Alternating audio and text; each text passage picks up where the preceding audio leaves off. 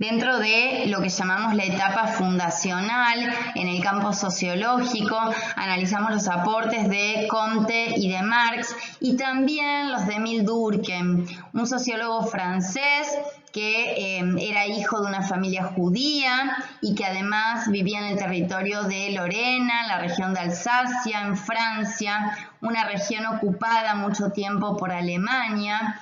Estas dos características en su vida personal llevaron a este sociólogo a que ponga el foco o haga foco fundamentalmente en los vínculos sociales, en los lazos, en las formas de solidaridad.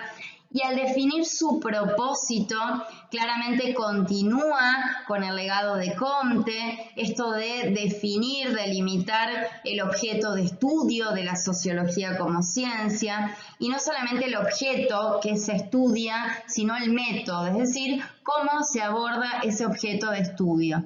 En este sentido, hay que partir de la definición de hecho social. Durkheim decía, la sociología analiza como objeto los hechos sociales y esos hechos sociales son externos al sujeto. ¿Qué quiere decir esto? Que no tienen que ver con la intencionalidad del sujeto o con el individuo en sí, sino con formas de conducta determinadas por la sociedad en la que ese sujeto vive, determinada e impuesta a través de cuestiones que se materializan en normas, en leyes, en instituciones sociales, pero que se le imponen al sujeto por fuera.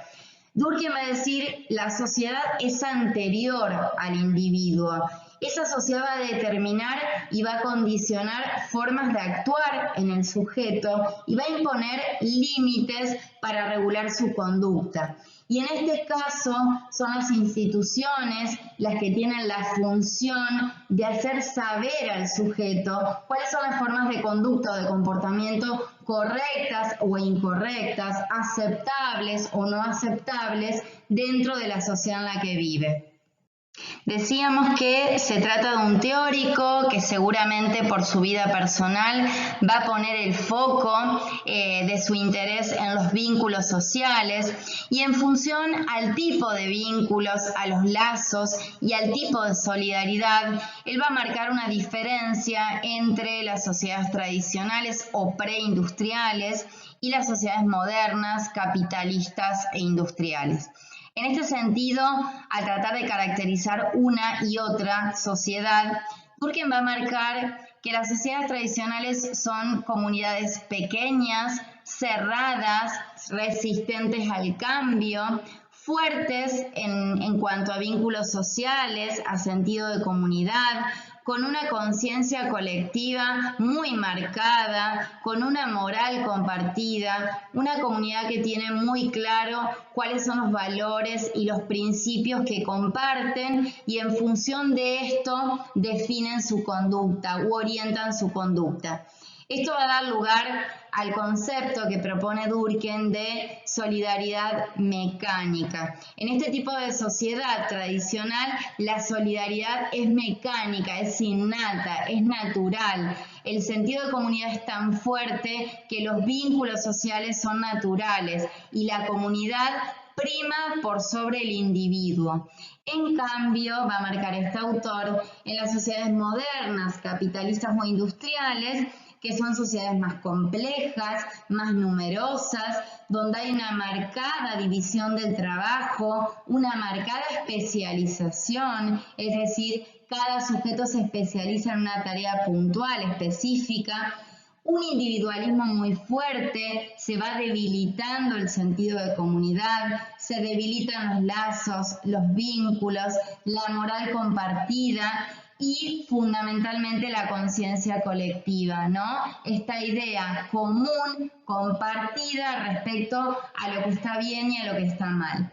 Y Durkheim se pregunta entonces, ¿cómo hacer para recuperar los vínculos en esta sociedad donde el sentido de comunidad ha desaparecido?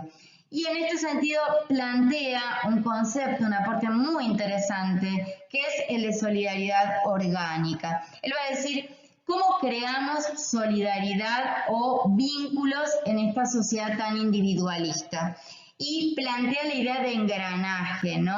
Dado que es una sociedad donde cada sujeto se especializa en una tarea puntual y hay una división tan fuerte de tareas, entender que cada uno de nosotros depende de otros porque nos especializamos en una sola tarea específica y necesitamos de los otros en ese engranaje social, ayuda, según la mirada de Durkheim, a reconstruir los vínculos de solidaridad, a comprender que nadie se basta a sí mismo, sino que somos interdependientes en esta sociedad moderna y necesitamos de los otros. Preocupado por el debilitamiento de los lazos o los vínculos sociales, Durkheim no solamente va a tratar de proponer y promover el concepto de solidaridad orgánica, esto de entender que somos parte de un engranaje, que cada uno de nosotros aporta algo específico y necesitamos de los otros, también va a proponer dos cuestiones que aportan a la cohesión social, a la unidad y al funcionamiento armónico de una sociedad. En primer lugar, la conciencia colectiva. Para Durkheim es importante que una sociedad tenga en claro cuáles son los principios morales que van a regir la conducta, qué valores comparte esa sociedad que van a orientar o direccionar el comportamiento de los individuos, qué está bien y qué está mal, qué es aceptable y qué no es aceptable en una sociedad determinada. Y eso lo aporta la conciencia colectiva. Y por el otro lado, la religión como ordenadora social. Durkheim va a notar que las sociedades con convicciones religiosas más fuertes o con creencias religiosas más sólidas van a ser sociedades más ordenadas, en el sentido de que la religión regula la conducta del sujeto. La religión determina qué está bien y qué está mal, y eso de algún modo es más fuerte que el deseo individual de tener determinadas conductas. En este sentido, la función de la religión como ordenadora y reguladora social para Durkheim ocupa un lugar central. Por otro lado, y como el último aporte que tenemos que considerar de este teórico, hay una de sus obras dedicadas exclusivamente al análisis del suicidio, un fenómeno que hasta el momento había sido abordado por el campo de la psicología, atendiendo exclusivamente a los factores individuales, personales, que habían llevado al sujeto a la decisión del suicidio, de quitarse la vida. Y a Durkheim le va a preocupar esto de que en las sociedades modernas capitalistas el número de suicidios se incremente de forma marcada, por lo cual empieza a preguntarse qué motivos que tienen que ver con lo social condicionan esta decisión en el sujeto o de algún modo llevan al sujeto a decidir quitarse la vida. Y en este sentido va a marcar tres tipos de suicidio. En los tres casos con un condicionante social. No va a mirar la decisión del sujeto, lo va a entender como un hecho social. Hoy decíamos, para Durkheim los hechos sociales no tienen que ver con una decisión del individuo de actuar de determinada manera, sino tiene que ver con una conducta impuesta o moldeada por la sociedad. El suicidio se ha entendido como una decisión que toma el sujeto condicionado por el contexto. Y aquí podemos pensar en tres tipos de suicidio. El suicidio altruista, en primer lugar, donde, dice Durkheim, lo colectivo está por encima del individuo, quien decide entregar o ofrecer la vida por su comunidad, ¿sí? Ejemplos de esto son la práctica de la antropofagia o el canibalismo, donde el sujeto entregaba la vida y la ofrecía a los dioses para el bien de su comunidad. Por otro lado, el suicidio egoísta, donde el individuo no logra adaptarse a la sociedad en la que vive, no logra amoldarse y su deseo individual de vivir a su modo es más fuerte de la necesidad de amoldarse a las formas de conducta correctas para la sociedad en la que vive.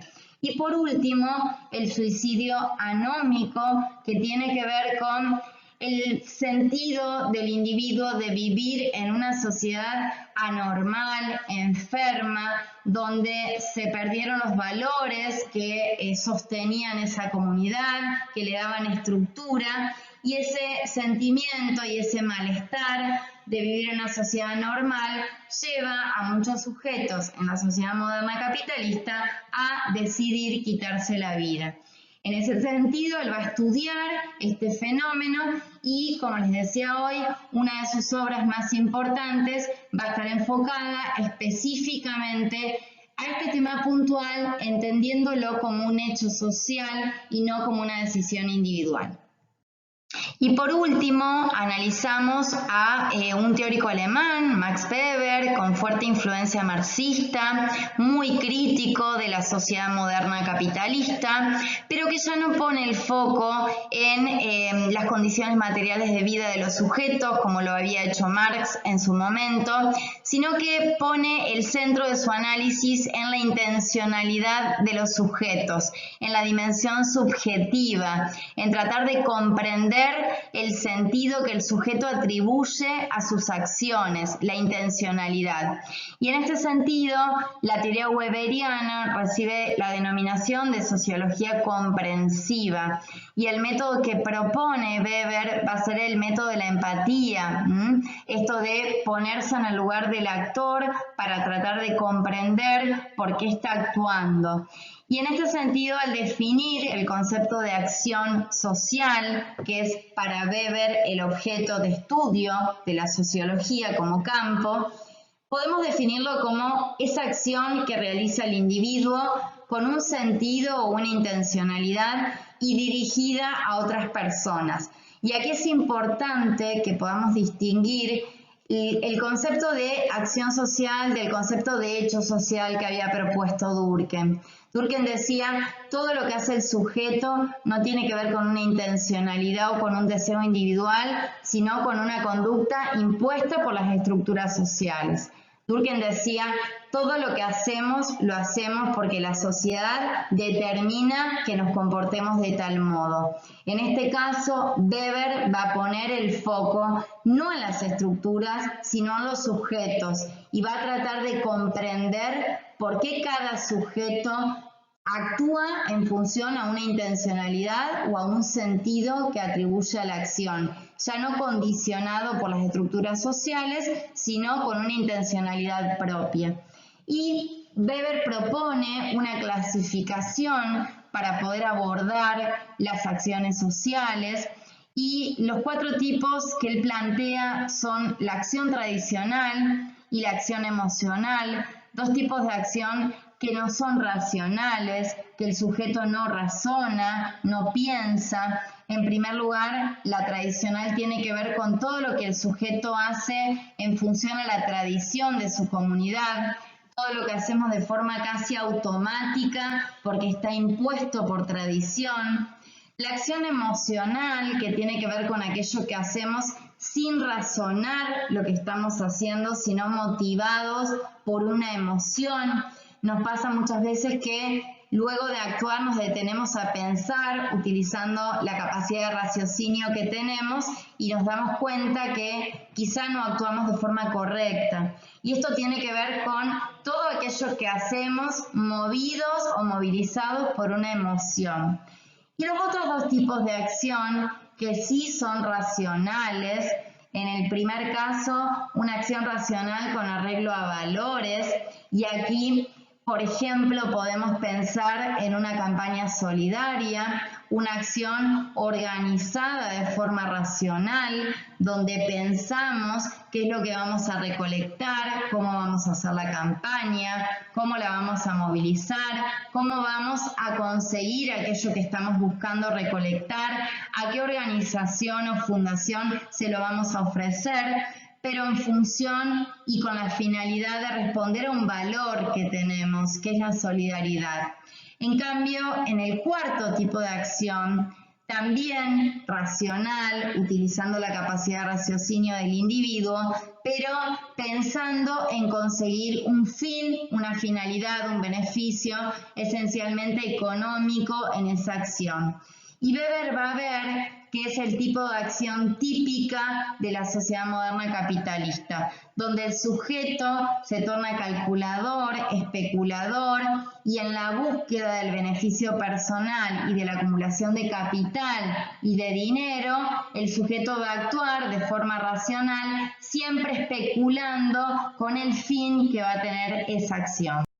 Y aquí nos encontramos nuevamente con una distinción de sociedades tradicionales y modernas, al igual que lo hizo Durkheim en su momento. Y ustedes dirán, bueno, en realidad ya Durkheim había caracterizado una y otra sociedad. Los dos analizan las estructuras sociales. Ahora, ponen el foco en cuestiones diferentes y en función de eso distinguen estos dos tipos de sociedades. Durkheim, dijimos hoy, ponía el foco en los vínculos, en los lazos, en los tipos de solidaridad, por lo cual, al momento de distinguir sociedades tradicionales y modernas, apelaba a mirar las diferencias según este criterio. Weber, en cambio, analiza la forma de actuar de los sujetos, el sentido que le dan a sus acciones, la intencionalidad que tienen los sujetos al actuar. Y, lógicamente, al distinguir sociedades tradicionales y modernas, tiene coherencia con aquello que observa. En este sentido, él plantea, las sociedades tradicionales son sociedades donde los individuos están unidos por sentimientos, por valores y por creencias que se transmiten de generación en generación, que forman parte de lo que llamamos la tradición, y donde esta tradición es referente, es orientadora, es el marco, el parámetro para definir una acción social. Los sujetos actúan según su tradición. No tienen visión de futuro, hay pocas posibilidades de proyectar porque están anclados, apegados al pasado y a esa tradición que da sentido a lo que hacen. En este caso, una acción es valorada como correcta o incorrecta, aceptable o no aceptable, según los principios morales de su comunidad. Se trata, dice Weber, por tanto, de acciones cargadas de moralidad y sentimientos de fidelidad hacia la comunidad a la que el individuo pertenece. Las sociedades modernas, en cambio, son sociedades donde la tradición desaparece o pierde valor, se debilita como guía de las conductas y de las relaciones sociales. Prima, en cambio, el individualismo, la búsqueda de beneficios personales. Los individuos, dice Weber, toman decisiones y actúan en base a una racionalidad con arreglo a fines. El cuarto tipo de acción que planteábamos hoy y que nos aporta Weber es el tipo de acción típica e imperante en las sociedades modernas para este autor. Este tipo de acción, dice Weber, no está cargado de valores morales, por los que muchas veces puede considerarse como una acción amoral, que falta a la ética, donde solo se prioriza el beneficio personal. Las personas, los individuos, se tornan especuladores, calculadores, interesados, previsores y piensan en todo lo que hacen en función de una finalidad o un beneficio personal. Ahora bien, la pregunta que cabe hacernos entonces es ¿dónde radican las críticas de Weber hacia la sociedad moderna capitalista? Decíamos hoy, es un autor de incidencia marxista con una lectura muy negativa de la sociedad moderna capitalista, pero esta crítica no tiene que ver con las condiciones materiales de vida, sino que tiene que ver con el tipo de conducta o de comportamiento que tiene el sujeto en la sociedad moderna. Para este autor, en las sociedades modernas, industriales, capitalistas, se evidencia un exceso de racionalidad, de especulación y de cálculo. Dice Weber, el individuo queda preso del tecnicismo, de esa técnica, de ese avance tecnológico que se utiliza en pos de producir más en menos tiempo, del pragmatismo, de la eficiencia en la producción y en la ciencia. De este modo, dice este autor, y como una consecuencia adversa de todo esto y de estos avances en la esfera de lo técnico, se pierde la capacidad creativa del sujeto. Capacidad creativa que de algún modo marca la humanidad, marca la condición humana. Los seres humanos nos distinguimos de otros seres vivos porque somos pensantes, porque tenemos capacidad reflexiva, capacidad creativa. Y según Weber, perdemos esa condición a partir del exceso del tecnicismo, del pragmatismo, de la eficiencia, de la especulación. Este autor afirma entonces que el mundo occidental, tan avanzado en lo técnico y en lo organizacional en función de la industria fundamentalmente, estaba quedándose sin espíritu, dice Weber. La vida del hombre se torna monótona e invariable, como cualquier máquina puesta a funcionar. Y aquí podemos retomar el concepto que planteaba Marx de trabajo enajenado, ¿no? El obrero se volvía una cosa, se cosificaba, se volvía una máquina y perdía su condición humana. Y aquí Weber también lo asemeja a una máquina, pero justamente porque el ser humano pierde su humanidad, pierde la capacidad de reflexionar y su capacidad creativa. Para dar cuenta de este fenómeno típico de la sociedad moderna, este autor utiliza la metáfora de la jaula de hierro. Y con esta metáfora podemos cerrar los aportes de Weber, planteando que para este autor el sujeto en la modernidad, más allá de todos los avances tecnológicos, científicos, productivos y económicos, termina siendo preso de esa racionalidad, de ese cálculo, de esa especulación imperante en la sociedad moderna capitalista.